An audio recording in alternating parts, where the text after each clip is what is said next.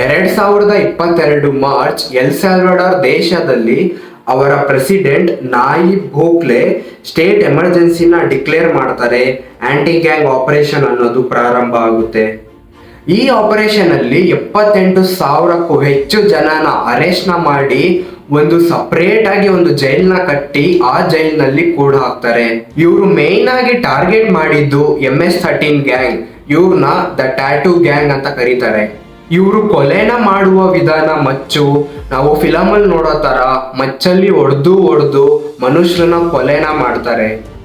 Tattoo ಹಾಕೊಳ್ಳೋದು ಈ MS-13 ಗ್ಯಾಂಗಿನ ಒಂದು ಕಲ್ಚರ್, ಒಂದು ಸಂಸ್ಕೃತಿ ಅಂತ ಹೇಳ್ಬೋದು. ಇವರ ಎಲ್ಲ ಮೈ ಮೇಲೂ ನಾವು ಟ್ಯಾಟೂಸ್ ನ ನೋಡ್ಬೋದು. ಈ ಎಲ್ಲಾ ಟ್ಯಾಟೂಸ್ಗೂ ಒಂದೊಂದು ಅರ್ಥನ ಇದೆ. MS-13 ಅಂತ ಅವರ ಗ್ಯಾಂಗ್ ಸಿಂಬಲ್ ನ ಹಾಕೊಂಡಿದ್ದಾರೆ. ಇನ್ನು ಕೆಲವೊಬ್ರು 666 ನಂಬರ್, ಡೆವಿಲ್ಸ್ ಹಾರ್ನ್ ಅನ್ನೋದು ಟ್ಯಾಟೂನ ಆಗಿ ಹಾಕೊಂಡಿದ್ದಾರೆ. ಯಾರ ಮೈಯಲ್ಲಿ ಟ್ಯಾಟೂ ಜಾಸ್ತಿ ಇರುತ್ತೋ ಅವರು ಜಾಸ್ತಿ ಕೊಲೆಗಳನ್ನ ಮಾಡಿದ್ದಾರೆ ಅಂತ ಅರ್ಥ ಹೇಳುತ್ತೆ. ಇವರು ಪ್ರತಿ ಕೊಲೆನ ಮಾಡಿದ್ಮೇಲೆ ಅವರ ಮೈ ಮೇಲೆ ಒಂದು ಟ್ಯಾಟೂ ಹಾಕೊಂತಾರೆ ಆ ಗುರುತಿಗೋಸ್ಕರ. ಇನ್ನೊಂದು, ಈ ಯಾರ ಕಣ್ಣಿನ ಚರ್ಮದಲ್ಲಿ ಈ ವಾಟರ್ ಡ್ರಾಪ್ಲೆಟ್ಸಿನ ಟ್ಯಾಟೂ ಹಾಕೊಂಡಿರ್ತಾರೋ ಅವರು ಕೊಲೆ ಮಾಡಿರುವ ಲೆಕ್ಕ ಅವ್ರಿಗೆ ಗೊತ್ತಿರಲ್ಲ. ಇದೊಂದು ಸ್ಪೆಷಲ್ ಕ್ಯಾಟಗರಿಯ tattoo. American president Donald Trump ಈ MS-13 ಗ್ಯಾಂಗ್ಸ್ಟರ್ಗೆ ದಿ ಅನಿಮಲ್ಸ್ ಅಂತ ಅವರು ರೆಫರ್ನ ಮಾಡಿದ್ದಾರೆ. MS-13, these are animals. They're coming into our country. We're getting them out. ಈ ಗ್ಯಾಂಗ್ ಎಲ್ಲಿಂದ ಬಂತು, ಇವ್ರು ಯಾಕೆ ಜನಗಳನ್ನ ಕೊಲೆ ಮಾಡೋದಕ್ಕೆ ಶುರು ಮಾಡಿದ್ರು, ಮತ್ತೆ ಈ ಗ್ಯಾಂಗ್ಗೆ ಒಂದು ಆಂಟಿ ಗ್ಯಾಂಗ್ ಆಪರೇಷನ್ ಅಂತ ಮಾಡಿ ಒಂದು ಮಾಸ್ ಅರೆಸ್ಟ್ ನ ಮಾಡಿ ಒಂದು ಸಪರೇಟ್ ಆಗಿರೋ ಒಂದು ಹೈ ಸೆಕ್ಯೂರಿಟಿ ಜೈಲಲ್ಲಿ ಇಟ್ಟಿದ್ದಾರೆ. ಈ ಜೈಲಲ್ಲಿ ಇವ್ರು ದಿನ ಏನೇನ್ ಮಾಡ್ತಾರೆ ಅನ್ನೋದು ಪ್ರತಿಯೊಂದು ಈ ವಿಡಿಯೋದಲ್ಲಿ ನೋಡೋಣ. ಈ ಚಾನೆಲ್ಗೆ ನೀವು ಫಸ್ಟ್ ಟೈಮ್ ಬಂದ್ರೆ ನಾನು ಇದೇ ತರ ಇಂಟ್ರೆಸ್ಟಿಂಗ್ ವಿಡಿಯೋನ ಮಾಡ್ತಾ ಇರ್ತೀನಿ. ನೀವು ಬೇರೆ ವಿಡಿಯೋಸ್ ಎಲ್ಲ ನೋಡ್ಬೋದು. ಈಗ ಈ ವಿಡಿಯೋನ ಶುರು ಮಾಡೋಣ. ಹಾಯ್ ಎಲ್ಲರಿಗೂ, ನನ್ನ ಹೆಸರು ಮನೋಜ್.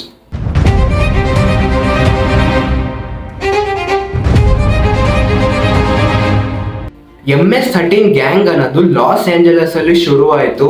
1980s ಟೈಮ್ ಅಲ್ಲಿ ಎಲ್ ಸಾಲ್ವಡಾರ್ ದೇಶದಲ್ಲಿ ಒಂದು ಸಿವಿಲ್ ವಾರ್ ನಡೀತಿತ್ತು, ಒಂದು ಗೃಹ ಯುದ್ಧ ನಡೀತಿತ್ತು ಅವ್ರ ದೇಶದಲ್ಲೇ. ಅಲ್ಲಿಂದ ಜನಗಳು ಇಮ್ಮಿಗ್ರೆಂಟ್ ಆಗಿ ಲಾಸ್ ಏಂಜಲಸ್ಗೆ ಬರ್ತಾರೆ. ಇಲ್ಲಿ ಇವರ ಜೀವನಕ್ಕೆ ದುಡಿಮೆಗೋಸ್ಕರ ಆ ರೋಡ್ ಅಲ್ಲಿ ಈ ಮ್ಯೂಸಿಕ್ ಅನ್ನೋದು, ಈ ಕಾನ್ಸರ್ಟ್, ಈ ಆರ್ಕೆಸ್ಟ್ರಾ ಅನ್ನೋದು ಪರ್ಫಾರ್ಮ್ ಮಾಡ್ತಾರೆ. ಅಲ್ಲಿ ರೋಡ್ ಸೈಡ್ ಅಲ್ಲಿ ಒಂದು ಸಣ್ಣದಾಗಿರೋ ಸ್ಟೇಜ್ ನ ಹಾಕೊಂಡು ಅಲ್ಲಿ ಮ್ಯೂಸಿಕ್ ಕನ್ಸರ್ಟ್ ನ ಪರ್ಫಾರ್ಮ್ ಮಾಡೋ ತರ ಒಂದು ಕೆಲಸವನ್ನ ಇವರು ಶುರು ಮಾಡ್ಕೊಂತಾರೆ. ಇದ್ರ ಜೊತೆಗೆ ಇವರು ಅಲ್ಲಿ ಸ್ವಲ್ಪ ಹಣಾಚಾರ ಕೆಲಸ ಕೂಡ ಶುರು ಮಾಡ್ತಾರೆ. ಅಲ್ಲಿರೋ ಜನಗಳಿಗೆ ಬಲವಂತಿಕೆ ಮಾಡಿ ಹಣವನ್ನ ವಸೂಲಿ ಮಾಡೋದು, ಡ್ರಗ್ಸ್ ನ ಮಾರಾಟ ಮಾಡೋದು, ಈ ರಾಬರಿ ಮಾಡೋದು, ಸಣ್ಣ ಹುಡುಗರು, ಈ ಭಿಕ್ಷುಕರು ಯಾರಿಗೂ ಗೊತ್ತಿಲ್ಲದ ಹಾಗೆ ಬೇರೆಯವರಿಗೆ ಮಾರೋದು, ಈ ತರ ಕೆಲಸ ಅವರು ಮಾಡೋದಕ್ಕೆ ಶುರು ಮಾಡ್ಕೊಂಡ್ರು. ಇವ್ರು ಯಾಕೆ MS-13 ಅಂತ ಹೆಸರು ಇಟ್ಕೊಂಡು ಅಂತ ನೋಡೋದಾದ್ರೆ, ಈ MS-13 ಪೂರ್ತಿ ಅರ್ಥ ಮಾರಾ ಸಾಲ್ವಡೂಚಾ, ಗ್ಯಾಂಗ್ ಮೆಂಬರ್ಸ್, ಸೋಲ್ಜರ್ಸ್, ನಾವೆಲ್ಲ ಒಟ್ಟಿಗೆ ಇರ್ತೀವಿ ಅಂತ ಅರ್ಥ ಕೊಡುತ್ತೆ. ಈ 13 ಅನ್ನೋದು ಈ ಆಲ್ಫಾಬೆಟ್ ಲೆಟರ್ ಅಲ್ಲಿ 13th ಲೆಟರ್ M ಅನ್ನೋದು ಮೆನ್ಷನ್ ಮಾಡುತ್ತೆ. ಈ M ಅಂದ್ರೆ ಈ ಮೆಕ್ಸಿಕನ್ ಮಾಫಿಯಾ ಅಂತ ಒಂದು ಹೆಸರು ಕೂಡ ಇದೆ ಈ M ಅಕ್ಷರಕ್ಕೆ.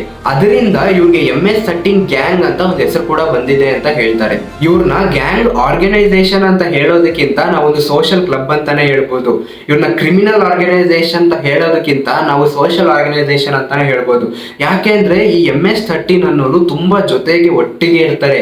ನಾವು ಇಂಡಿಯನ್ ಆರ್ಮಿ ಅಂದ್ರೆ ನಾರ್ತ್ ಇಂದ ಸೌತ್ ವರೆಗೂ ಯಾವ ತರ ಒಟ್ಟಿಗೆ ಜೊತೆಲಿ ಇರ್ತೀವೋ ಅದೇ ತರನೇ ಈ MS-13 ಎಂಬುವ ಒಂದು ಸಿಂಬಲ್ ಹಿಂದೆ ಅಷ್ಟು ಜನ ಈ ಗ್ಯಾಂಗ್ ಮೆಂಬರ್ಸ್ ಎಲ್ಲ ಜೊತೆಗೆ ಒಟ್ಟಿಗೆ ಇರ್ತಾರೆ. ಇವರು ಕೊಲೆ ಮಾಡುವ ವಿಧಾನ, ಕೈಯಲ್ಲಿ ಒಂದು ಮಚ್ಚನ ಇಟ್ಕೊಂತಾರೆ. ಈ ಮಚ್ಚು ಅನ್ನೋದು ಈ ಎಲ್ ಸಾಲ್ವಡಾರ್ ಅಲ್ಲಿ ತುಂಬಾ ಫೇಮಸ್, ಮತ್ತೆ ತುಂಬಾ ಚೀಪ್ ಆಗಿ ಕೂಡ ಸಿಗುತ್ತೆ. ಈ MS-13 ಗ್ಯಾಂಗ್ ಮೆಂಬರ್ಸ್ ಎಲ್ಲ ಇರ್ತಾರಲ್ಲ, ಅವರು ಕೈಯಲ್ಲಿ ಮಚ್ಚನ ಇಟ್ಕೊಂಡು ಅದರಲ್ಲಿ ಕೊಲೆ ಮಾಡ್ತಾರೆ. ಮತ್ತೆ ಅದರಲ್ಲಿ ನೊಂದು ಸಾಯೋ ಜನಗಳನ್ನ ನೋಡಿ ಇವರು ಖುಷಿನ ಪಡ್ತಾರೆ. ಅದರಿಂದ ವರ್ಲ್ಡ್ ಅಲ್ಲೇ ಮೋಸ್ಟ್ ಡೇಂಜರಸ್ ಕ್ರಿಮಿನಲ್ ಆರ್ಗನೈಸೇಷನ್ ಅಂದ್ರೆ ಅದರಲ್ಲಿ MS-13 ಕೂಡ ಒಂದು. ಇದು ವರ್ಲ್ಡ್ ಅಲ್ಲೇ ಟಾಪ್ 5th ಕ್ರಿಮಿನಲ್ ಆರ್ಗನೈಸೇಷನ್ ಅಲ್ಲಿ ಒಂದಾಗಿದೆ. ಮಾರ್ಚ್ 2022ರಲ್ಲಿ ಎಲ್ ಸಾಲ್ವಡಾರ್ ದೇಶದಲ್ಲಿ ಒಂದು ಸ್ಟೇಟ್ ಎಮರ್ಜೆನ್ಸಿನ ಡಿಕ್ಲೇರ್ ಮಾಡ್ತಾರೆ. ಈ ಡಿಕ್ಲೇರ್ ಮಾಡಿದ್ಮೇಲೆ ಒಂದು ಆಂಟಿ ಗ್ಯಾಂಗ್ ಆಪರೇಷನ್ ಅನ್ನೋದು ಆ ಪೂರ್ತಿ ಕಂಟ್ರಿ ಪೂರ್ತಿ ನಡೆಯುತ್ತೆ. ಈ ಗ್ಯಾಂಗ್ ಆಪರೇಷನ್ ಅನ್ನೋದು 1 ರಿಂದ 2 ವರ್ಷವರೆಗೂ ನಡೆಯುತ್ತೆ. 1 ರಿಂದ 2 ವರ್ಷದಲ್ಲೇ ಇವರು 78,000ಕ್ಕೂ ಹೆಚ್ಚು ಜನನ ಇವರು ಅರೆಸ್ಟ್ ನ ಮಾಡಿ ಒಂದು ಜೈಲ್ಗೆ ತಗೊಂಡೋಗಿ ಇಡ್ತಾರೆ. ಈ ಗ್ಯಾಂಗ್ ಆಪರೇಷನ್ ಅಲ್ಲಿ MS-13 ಗ್ಯಾಂಗ್ ಮಾತ್ರ ಅಲ್ಲ, ಇನ್ನ ಬೇರೆ ಗ್ಯಾಂಗ್ ಕೂಡ ಈ ಆಪರೇಷನ್ ಅಲ್ಲಿ ಅರೆಸ್ಟ್ ಆಗಿದ್ದಾರೆ. ಇದ್ರ ಜೊತೆಗೆ ಇನ್ನೋಸೆಂಟ್ ಪೀಪಲ್ ಎಷ್ಟೊಂದ್ ಜನ ಕೂಡ ಅರೆಸ್ಟ್ ಆಗಿದ್ದಾರೆ. ಇವಾಗ ಈ 78,000 ಜನನ ಅರೆಸ್ಟ್ ಮಾಡಿ ಸೆಂಟ್ರಲ್ ಅಮೆರಿಕಾ ರೀಜನ್ ಅಲ್ಲಿರುವ ಒಂದು ಟೆರರಿಸಂ ಕನ್ಫೈನ್ಮೆಂಟ್ ಸೆಂಟರ್ ಸಿಕಾಟ್ ಎಂಬುವ ಒಂದು ಜೈಲಲ್ಲಿ ಈ ಮರಣಕಾಂತಿ ಕೈದಿಗಳನ್ನ ಅರೆಸ್ಟ್ ಮಾಡಿ ಆ ಜೈಲಲ್ಲಿ ಕೂಡ ಹಾಕ್ತಾರೆ. ಇವಾಗ ಈ ಸಿಕಾಟ್ ಜೈಲಲ್ಲಿ ಈ ಕೈದಿಗಳು ಹೇಗಿರ್ತಾರೆ ಅನ್ನೋದು ನೋಡೋಣ. ಈ ಸಿಕಾಟ್ ಅನ್ನೋದು ಸಾಧಾರಣವಾಗಿರೋ ಜೈಲಲ್ಲ, ಇದು ಹೈಯೆಸ್ಟ್ ಪ್ರೊಫೈಲ್ ಇರೋ ಜೈಲ್. ಸಣ್ಣ ಪುಟ್ಟ ಕೊಲೆ ಕಳ್ತನ ಮಾಡಿರೋ ಕೈದಿಗಳನ್ನ ತಗೊಂಡೋಗಿ ಜೈಲಲ್ಲಿ ಇಡಲ್ಲ. ದೊಡ್ಡ ದೊಡ್ಡ ಗ್ಯಾಂಗ್ ಮೆಂಬರ್ಸ್ ನ ಮಾತ್ರ ಅರೆಸ್ಟ್ ಮಾಡಿ ಈ ತರ ಜೈಲಲ್ಲಿ ಹೋಗಿ ಅಲ್ಲಿ ಕೂಡ ಹಾಕ್ತಾರೆ.